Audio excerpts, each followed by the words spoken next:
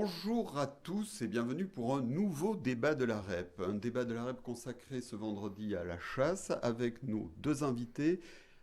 Christiane Gavarin, bonjour. Bonjour. Vous êtes présidente de l'ACCA, c'est-à-dire l'Association communale de chasse agréée d'Oloron. Bonjour Jean-François Blanco. Bonjour. Alors Jean-François Blanco, vous êtes conseiller municipal à Pau, donc d'habitude vous chassez plutôt le bayrou. Vous êtes conseiller régional... Sans succès pour l'instant. Conseiller général Europe Écologie Les Verts et président du comité de soutien à Yannick Jadot. Donc je vais recontextualiser un peu le débat. On fait ce débat parce que la semaine dernière, il s'est noué un drame dans le Cantal. Une jeune randonneuse de 25 ans a été victime d'un accident de chasse, elle est décédée. L'auteur du tir était une jeune chasseuse, une adolescente de 17 ans. Et suite à ce drame, suite à ce fait divers, il y a eu des réactions politiques et notamment, c'est pour cela qu'on a invité Jean-François Blanco, Yannick Jadot, qui a relancé une proposition qui était la proposition d'interdire la chasse pendant le week-end et pendant les vacances scolaires. Mais avant toute chose, Christiane Gavarin, peut-être une réaction face au drame qui s'est noué dans le Cantal le week-end dernier. Disons qu'un drame reste toujours un drame. C'est quand même très triste. Mais le but, il faut avancer.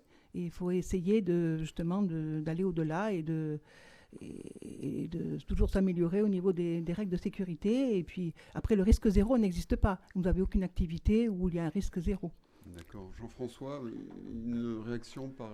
Oui, ce drame est venu nous rappeler que la chasse est un loisir mortel, létal.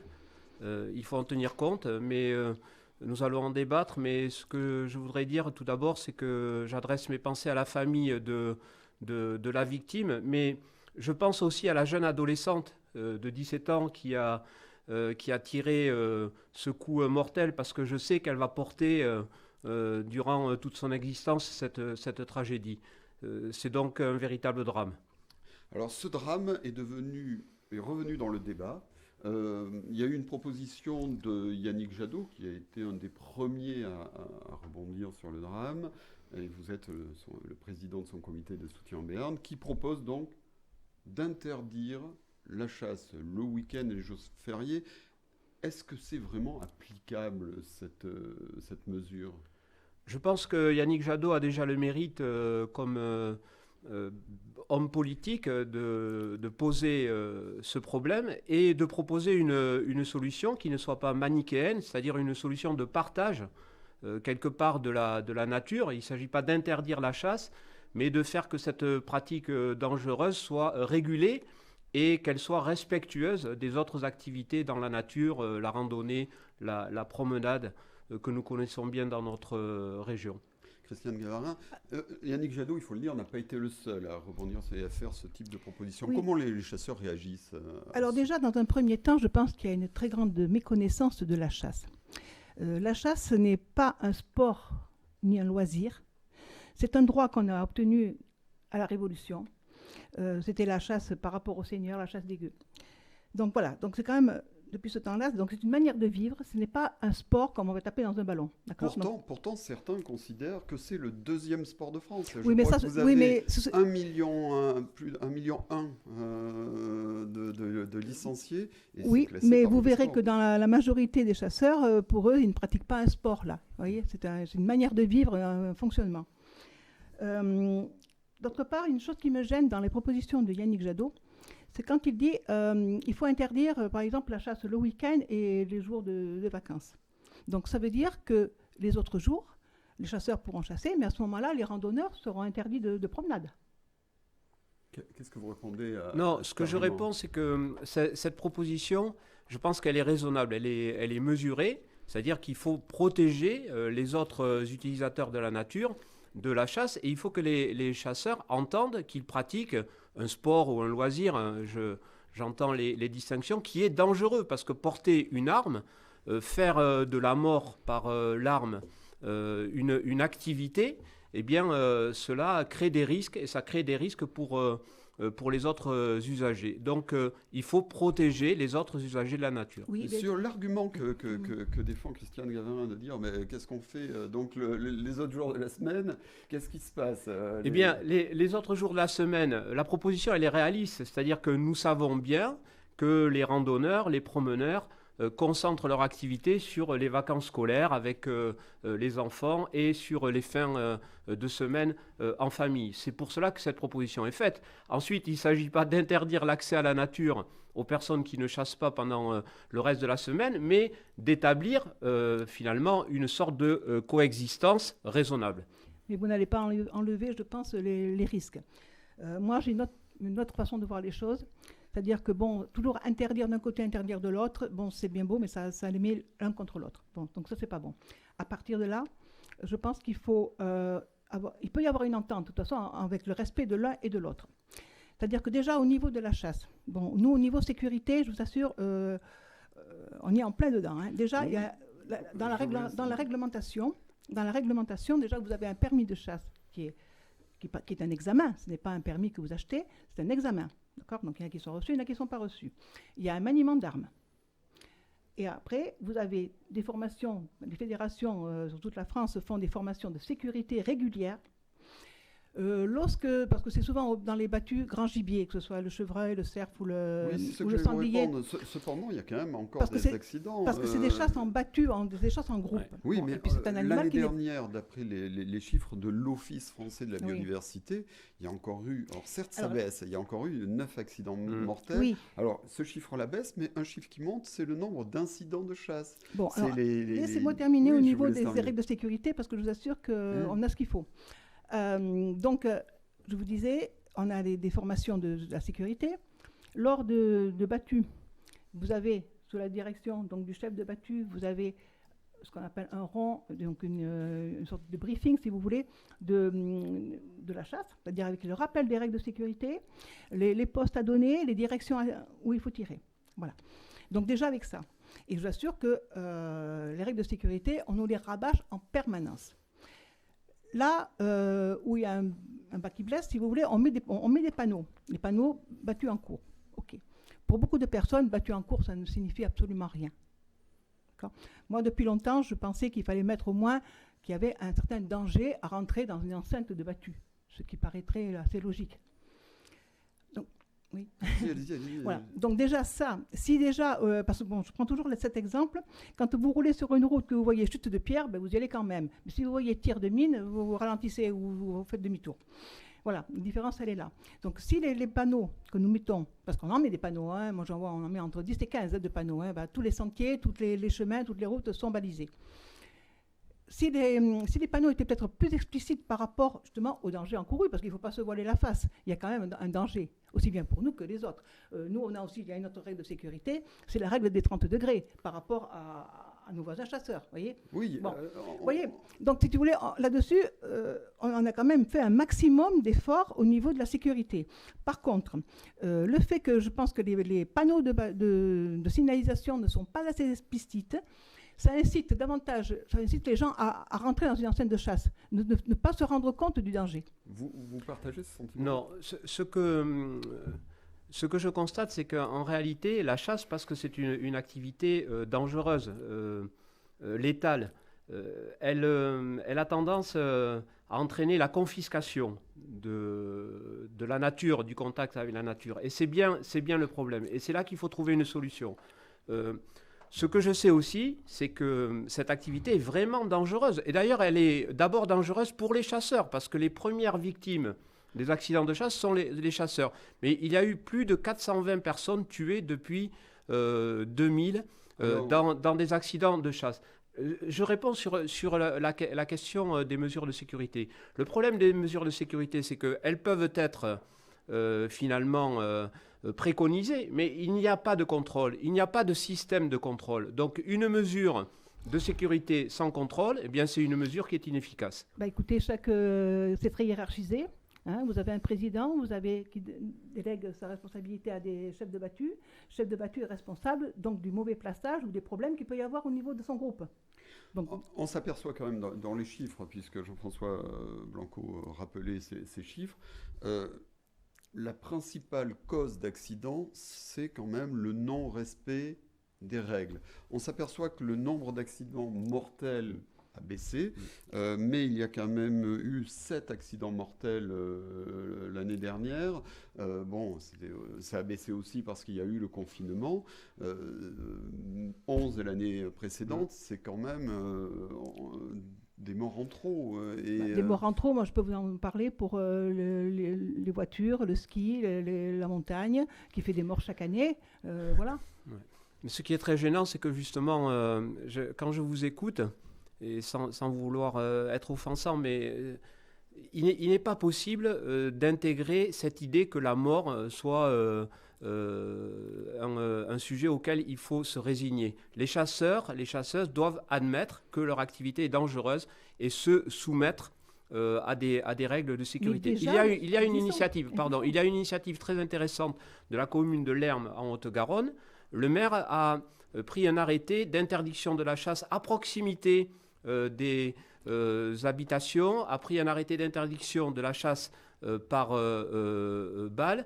Donc ce que je crois, et je pense que c'est la tendance qui va s'imposer, c'est que les collectivités territoriales, les communes doivent réguler aussi la chasse. Il y a l'interdiction de la chasse pendant le week-end et pendant les vacances scolaires, mais il y a aussi cette régulation par les communes, dont la commune de Lermes vient de nous donner l'exemple. Il y a un maire aussi, je ne sais plus de quel endroit exactement, qui a annulé son arrêté parce qu'il s'est aperçu qu'il y avait énormément de dégâts de sangliers sur les agriculteurs. On y viendra plus tard, mais après, je pense que les chasseurs ont conscience du danger, puisqu'on peut dire que 86%, je crois, des victimes d'accidents de chasse sont les chasseurs eux-mêmes. Il n'y a qu'une victime sur 7 des accidents mortels de chasse qui n'est pas chasseur. Ça devrait contenter les écologistes. Enfin, il y en aura moins. Non, mais après, ça nous incombe. Même comme il y en a toujours qui vont enfreindre des règles. Ça, je le reconnais. Moi, je suis assez à cheval là-dessus. Croyez-moi que mes chasseurs, ils connaissent les règles de sécurité, mais je ne suis pas à l'abri non plus qu'il y en ait un qui fasse une bêtise. Mais après, c'est en son entière responsabilité. D'accord ? On s'aperçoit donc, outre les accidents, il y a ces fameux incidents de chasse, donc les tirs sur les maisons, sur les véhicules, sur les animaux domestiques. Et quand on voit parmi les accidents qui ont marqué ces derniers mois, une maison qui a été frappée à 980 mètres du lieu du tir. Est-ce que les chasseurs ont conscience qu'ils peuvent... Alors, le problème qu'il y a actuellement, c'est que, il y a de plus en plus de gens qui vont vivre à la campagne, qui prennent sur les territoires de chasse. Une maison construite, c'est 5 hectares de chasse en moins, d'accord ? Puisqu'on ne chasse pas normalement dans un rayon de 150 mètres autour de la maison. À partir de là, on réduit les terrains de chasse. Donc finalement, plus on réduit, plus on se rapproche finalement des lieux de chasse. Et le fait que oui, je voulais dire un truc. Vous trouvez que les chasseurs sont victimes aussi on va dire, de la réduction de leur espace? Tout à fait, parce qu'en plus, il va falloir abattre davantage d'animaux si les terrains de chasse se réduisent de plus en plus. D'accord, c'est-à-dire tuer plus d'animaux sur une surface plus réduite. Voilà. Jean-François Blanco? Non, mais ce que vous dites me fait penser, me confirme dans l'idée qu'en réalité, ce sont des raisonnements et c'est une activité d'un temps ancien, parce que les choses ont changé. D'abord, l'utilisation, l'aspiration à être dans la nature, l'arrivée dans les zones rurales de personnes qui n'y ont pas toujours vécu. Ce sont des données objectives, et il n'est pas possible que les chasseurs considèrent qu'ils ont tous les droits et qu'ils ne peuvent pas se soumettre à une régulation. Moi, ce que je préconise, et cette mesure qui est quand même très simple, et encore une fois, parfaitement raisonnable d'une limitation de la chasse avec une interdiction les fins de semaine et pendant les vacances scolaires, c'est que les chasseurs respectent les autres usagers de la nature. Les chasseurs n'ont pas un droit sur la nature. Ils ont déjà ce droit d'éliminer des animaux qui posent question.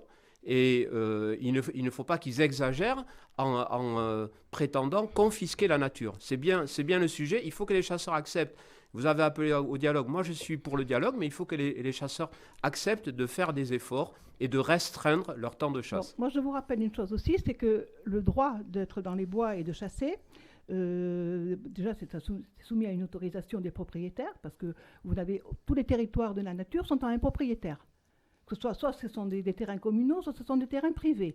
Donc, il faut une autorisation pour y être. Donc, déjà, ça. Et une autorisation aussi qu'on paye par la voie des cartes de chasse. D'accord ? Chose que ne font pas les randonneurs. D'autre part, pourquoi nous, on devrait à ce moment-là laisser la place il y a un règlement à mettre en place. Il faut que ce soit respecté aussi bien par les uns que par les autres. Mais les promeneurs dans la nature doivent suivre un règlement. Il y a des règles. Une question que posait tout à l'heure Jean-François Blanco, c'est celle du respect des règles. Comment s'assurer que ces règles sont bien respectées sur le terrain ? Écoutez, vous voyez bien qu'en France, même actuellement, dans tous les domaines, il y a une grande majorité applique les règles, mais il y a une partie qui n'applique pas. Mais ça, on ne pourra jamais l'éviter. Je ne pense pas que... C'est pas en ayant un gendarme, on n'aura pas un gendarme derrière chacun en permanence qu'on va pouvoir faire les choses. Il y a un règlement. Et puis bon, il y a une prise de conscience aussi des gens, de dire que s'il y a un danger, je n'y vais pas. Après, on n'occupe pas la totalité des territoires. Hein. C'est souvent des fois des demi-journées sur un territoire précis, parce qu'on n'est pas assez nombreux pour fermer des très grands territoires.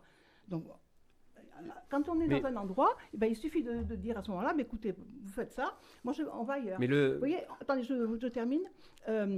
Il y a souvent des organisations, des associations qui font des courses d'orientation, qui font des courses de VTT dans les bois. J'ai toujours demandé à ce qu'on me prévienne, parce que je sais qu'à ce moment-là, on ne va pas, nous, se mettre au milieu, d'accord ? Donc, on respecte leur façon de faire. Il faut qu'eux aussi respectent la nôtre. Jean-François. Pardon, mais ce que vous dites, ça revient à nier le danger que provoque la chasse. C'est celui qui provoque un danger, et qui parfois malheureusement est mortel, c'est-à-dire le chasseur, qui doit prendre des mesures pour éviter le danger. Ce ne sont pas les randonneurs ou les promeneurs qui doivent être en situation de se protéger de tir. Ce n'est pas concevable. On fait un maximum au niveau de la sécurité. Laissez-moi vous répondre. Ce que je propose, et c'est ce que nous proposons au travers de cette mesure très raisonnable, limitée et raisonnable, c'est que la chasse accepte les règles de sécurité pour les autres usagers de la nature et le respect de la biodiversité.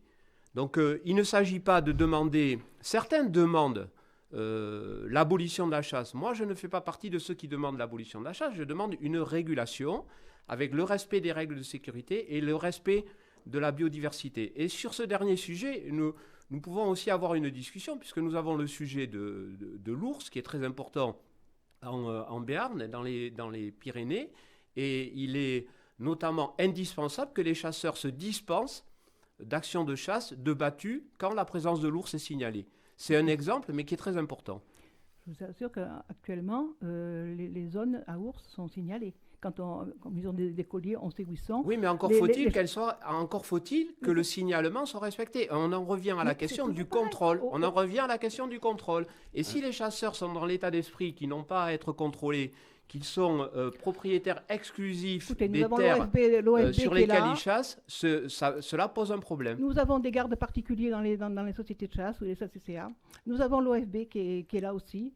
Croyez-moi, la police de la chasse, elle est sur le terrain aussi. Alors je vais revenir sur un mot qui était employé tout à l'heure, le mot de régulation, mais je vais le changer de contexte. Rappeler quand même que les chasseurs sont aussi des acteurs d'une certaine régulation. Par exemple, Jean-François, qu'est-ce que vous penseriez si vous voyez débarquer des hordes de sangliers dans la ville parce qu'il n'y aurait plus... Pour ne rien vous cacher, j'attendais cet argument parce que c'est l'argument massu des chasseurs. Ils participent à la régulation. Je vais vous dire deux choses. D'abord, historiquement, la prolifération des sangliers, les chasseurs ont une responsabilité dans cette prolifération. Nous le savons, cela a été démontré. Deuxièmement, elle est liée à l'agriculture intensive, à la monoculture du maïs sur notre territoire, et vous le savez. Troisièmement, il y a d'autres moyens pour atteindre la régulation que la chasse. Par exemple, la stérilisation. Donc, des solutions existent. Des solutions existent, mais le problème, c'est que très souvent maintenant, la chasse se résume aux battues au sanglier. Et la plupart des accidents ont lieu à l'occasion de ces battues au sanglier parce que la perte de biodiversité, elle existe, c'est-à-dire que le petit gibier, petit à petit, à cause de l'agriculture intensive, à cause des prélèvements trop importants des chasseurs, a terriblement reculé. Donc nous en sommes là, mais la chasse n'est pas le seul moyen de parvenir à la régulation des sangliers. Juste un chiffre, c'est vrai, 59% des accidents sont liés à la chasse au gros gibier. Mais répondre peut-être... Oui, écoutez, parce que déjà, il y a plus de chasseurs que quand il y a un chasseur tout seul, déjà. Je pense que vous allez vouloir parler des armes. Pourquoi une carabine et pourquoi pas un fusil, d'accord ? Sachez qu'une balle de fusil de calibre 12 provoque beaucoup plus de ricochets qu'une balle. D'ailleurs, c'est pour ça qu'on en est arrivé là. D'autre part aussi, on a quand même une éthique, c'est-à-dire qu'il ne s'agit pas de faire souffrir un animal, ni de le blesser, ne pas le retrouver. Il s'agit de le tuer, d'accord ? Oui, mais là, bon. Donc, si vous voulez, une balle de carabine est beaucoup plus efficace qu'une balle de fusil.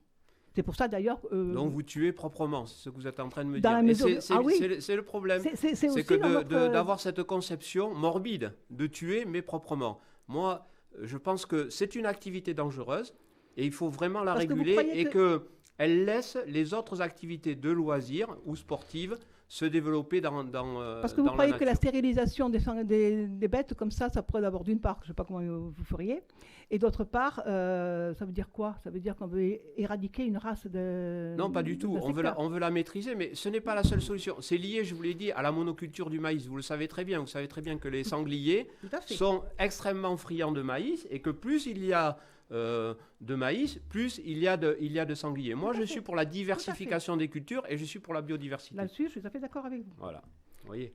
La prolifération des sangliers vient davantage justement du fait des cultures, parce qu'on le voit dans d'autres secteurs où ils ont changé complètement la façon de cultiver, des cultures beaucoup plus diverses, ils ont nettement moins de dégâts. Exactement, et plus de petits gibiers. Et plus de petits gibiers, tout à fait. Voilà, entre autres, c'est tout un ensemble qui peut se faire. Ce sont les équilibres naturels qui ont été rompus. Oui. Alors, vous parlez d'une époque antérieure où la chasse s'inscrivait de manière paradoxale dans ces équilibres naturels, mais le problème, c'est que ces équilibres naturels ont été rompus et que la chasse se déploie toujours de la même façon, de manière dangereuse. Donc, il faut tenir compte des évolutions. Après, la chasse ne fait pas d'énormes prélèvements, il ne faut pas croire. Il y a d'autres facteurs qui... vous voyez, par exemple, pour le lapin, ce n'est pas les chasseurs qui vont les liquider. Il faudrait parler des pesticides. Les pesticides, évidemment, les pesticides sont bien plus responsables de la déperdition de biodiversité que les chasseurs. Ben oui, regardez les routes. Les routes. Les routes aussi. On va arriver à des points de convergence. Oui. Vous mangez jamais de gibier, jamais de sanglier, jamais de biche. Cela peut m'arriver, mais je vais vous dire. Je pense que l'alimentation est une question intime. Donc, je ne vais pas vous détailler mes menus. Mais en tous les cas, ce que je veux vous dire, c'est que moi, je me garde bien, notamment sur le plan politique, de préconiser des modes alimentaires. Chacun détermine son mode alimentaire selon ses choix, ses convictions, ses goûts également. Ça fait partie pour moi de l'intimité de la vie privée. Mais la chasse fait partie aussi de la diversité alimentaire et des richesses culinaires de notre pays. Mais la chasse n'est pas forcément pour manger, d'accord ? On est aussi... C'est pour les congélateurs souvent. Non, mais on est aussi tenu par rapport aux dégâts que font les recrudescences de gibier sur les cultures, on est quand même tenu de réguler, d'autant plus que ce sont les chasseurs qui payent les dégâts. D'accord ? Oui, et le président de la Fédération départementale de chasse le rappelle, ce coût pour la... c'est énorme, c'est énorme. Parce qu'on l'a transféré aux fédérations de chasse. Mais oui. Mais, et c'est lié à ce que je vous disais tout à l'heure, c'est-à-dire que la responsabilité qui normalement devrait être celle des agriculteurs, des maïsiculteurs, elle a été transférée aux fédérations de chasse. Oui. Donc c'est un système qui, pour moi, doit être interrogé. Sachant que nous sommes plusieurs sur le terrain, aussi bien les agriculteurs que les chasseurs. Moi, je pense qu'il peut y avoir un compromis. Bon, déjà, nous, quand on essaie d'aider les agriculteurs, soit en posant des clôtures, soit en mettant des répulsifs, il y a plein de moyens pour aider. Et puis, on surveille leurs terres, leurs champs. On intervient dès qu'on s'aperçoit qu'il y a des problèmes. Mais il faut qu'il y ait une interaction et que ce ne soit pas toujours les mêmes qui payent, puisque tout le monde est sur le même terrain. Une question plus générale, est-ce que vous n'avez pas parfois le sentiment que c'est un débat de la ville contre la campagne ? Moi, je pense qu'il y a une très mauvaise connaissance de la chasse et du milieu chasseur par les gens de la ville. Moi, je le vois par rapport à des gens, de l'urbain. C'est pour ça que même quand on voit, même sur Paris, quand ils parlent de la chasse, ils me font peur. Parce que quand à Paris, ils parlent de la chasse dans les médias, ils me font très peur parce qu'on s'aperçoit qu'ils racontent n'importe quoi. Il ferait mieux quand même de se renseigner d'abord ce que c'est que la chasse, voir ce que c'est. Et puis en discuter après. Moi, je vois même sur Oloron, moi, je vois des urbains qui habitent, qui s'agrignotent de plus en plus sur les territoires. Alors, ils aiment bien être entourés de bois, mais seulement ils ne supportent pas une bête qui arrive chez eux. Moi, je suis appelée par rapport à ça. Je suis appelée par rapport à des coups de fusil dans le bois, mais qui sont à plus de 300 mètres. Mais ils ont très madame, peur. L'Aspois palois répondra après. S'il y avait j'ai déjà une connaissance, on s'aperçoit qu'avec ces gens-là, quand ils m'appellent, on discute, et au bout de la discussion, on leur fait changer d'avis. Oui. Alors, Jean-François, c'est le palois de l'hypercentre ou c'est l'Aspois qui va répondre ? Alors, les deux. Je vais tenter la synthèse. Ce que je veux dire, c'est que la chasse, nous le savons aussi. À l'heure actuelle, parmi les chasseurs, il y a seulement 8% d'agriculteurs. Ce sont les chiffres nationaux. Il y a beaucoup plus de cadres et de professions libérales qui chassent, des personnes qui vivent normalement en ville, des urbains, que des personnes qui sont agricultrices, par exemple. Donc ce n'est pas aussi simple que cela. Mais ce qu'il faut rechercher, il y a eu des mouvements de population, des mouvements d'installation dans les zones rurales, dont il faut tenir compte pour arriver à trouver un terrain d'entente. Mais peut-être que le débat aujourd'hui est le début de ce terrain d'entente. Il y a toujours un terrain d'entente. Avec la discussion, il y a toujours un terrain d'entente. Mais il faut quand même que les chasseurs acceptent l'idée que leur activité, pour prendre un terme neutre, est dangereuse, qu'elle peut provoquer des accidents mortels, qu'elle est létale, et qu'à partir de là, on doit mettre en place des solutions pour que l'accès à la nature soit partagé. Mais moi, je vais vous dire tout simplement, comme je vous dis, au lieu de mettre battu en cours, qui ne veut absolument rien dire, on va mettre danger, battu en cours, ou danger, tir à balle, pourquoi pas ? De manière à ce que les gens, et puis imposer certaines règles, de manière à ce que les promeneurs, s'ils voient ça, qu'ils fassent demi-tour, qu'ils ne s'engagent pas là-dedans. Mais tout à l'heure, vous parliez de l'histoire de la chasse. Et c'est vrai ce que vous avez dit sur la Révolution française, je le sais. Oui. Et c'est pour cela aussi que je respecte cette pratique. Je sais qu'il y a derrière une connotation de liberté. Mais moi, je crois aussi aux libertés communales. Vous voyez l'exemple que j'ai donné tout à l'heure de la commune de Lermes en Haute-Garonne. Ils ont décidé de réguler la chasse. Et moi, je lance un appel aux communes bernaises pour qu'elles régulent la chasse.